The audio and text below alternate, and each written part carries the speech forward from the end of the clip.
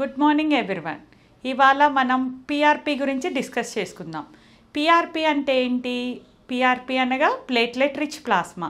ఈ పిఆర్పిని మనం కామన్గా డర్మటాలజిస్ట్ దగ్గర కానీ, ఆర్థోపెడిషియన్ దగ్గర కానీ, అదర్ డిపార్ట్మెంట్స్లో కానీ వింటుంటాం. ఈవెన్ మన డర్మటాలజీలో కూడా స్కిన్ ప్రాబ్లమ్స్ ఉన్నప్పుడు, అంటే స్కిన్ రీజువినేషన్కి కానీ, హెయిర్ ఫాల్ ఉన్నప్పుడు కూడా మీకు రికమెండ్ చేస్తుంటాం. మనం పిఆర్పిని ఎలాగ తయారు చేస్తాం? పిఆర్పి అంటే మనం మన ఓన్ బ్లడ్ డ్రా చేసిన తర్వాత దాన్ని సెంట్రిఫ్యూజ్ అనే ఒక మిషన్ ఉంటుంది.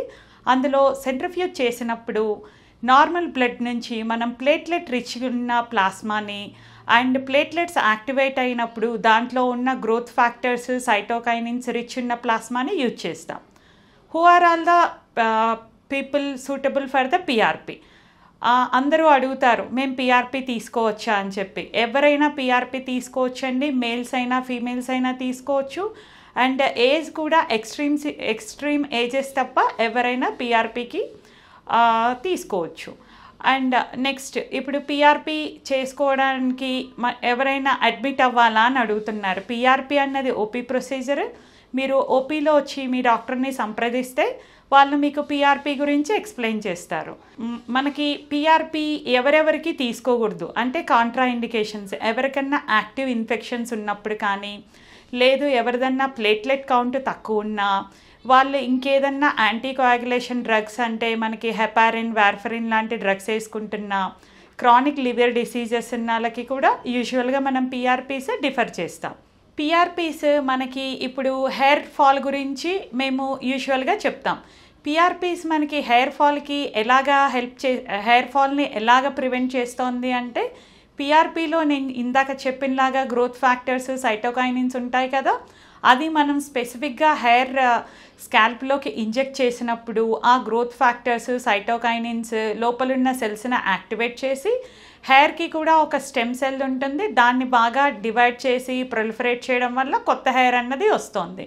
పిఆర్పి అన్నది మనం రొటీన్గా వినే మెడికల్ థెరపీస్కి దేనికి రీప్లేస్మెంట్ కాదు. మనం మెడికల్ థెరపీతో పాటు పిఆర్పిని కూడా వాడుకుంటేనే మనకి రిజల్ట్స్ చాలా చక్కగా మంచిగా వస్తాయి. పిఆర్పిని మనం హెయిర్కే కాదు, ఈవెన్ స్కిన్కి కూడా ప్రమోట్ చేస్తాం. ఇప్పుడు మనకి స్కిన్లో రీజువినేట్ చేయాలి అంటే కొంచెం యాంటీ ఏజింగ్ ప్రాపర్టీ, అంటే యాంటీ ఏజింగ్కి కూడా మాలిక్యూల్ లాగా వర్క్ అవుతుంది. కొన్నిసార్లు స్కార్ రివిజన్స్, కొంతమందికి యాక్నే వల్ల బాగా గిల్లడం వల్ల కానీ, లేదు అంటే సివియారిటీ ఆఫ్ ది యాక్నే వల్ల కానీ యాక్నే స్కార్స్ వస్తాయి. మనం ఇలాగ పిఆర్పి వాడడం వల్ల స్కార్ లోపల ఉన్న కొల్లాజన్, ఎలాస్టిన్ టిష్యూ రీమోడలింగ్ జరిపి మనకి ఈ యాక్నే స్కార్ రివిజన్కి కూడా యూజ్ అవుతుంది. అంతేకాకుండా పిఆర్పిని మనం డిఫరెంట్ ఇన్స్ట్రుమెంట్స్తో కలిపి కూడా యూజ్ చేసుకోవచ్చు. మైక్రోనీడిలింగ్, ఆర్ఎఫ్ తర్వాత కూడా వాడతాము. కొన్నిసార్లు మనం ఎలక్ట్రోపోరేషన్లో కూడా వాడతాము.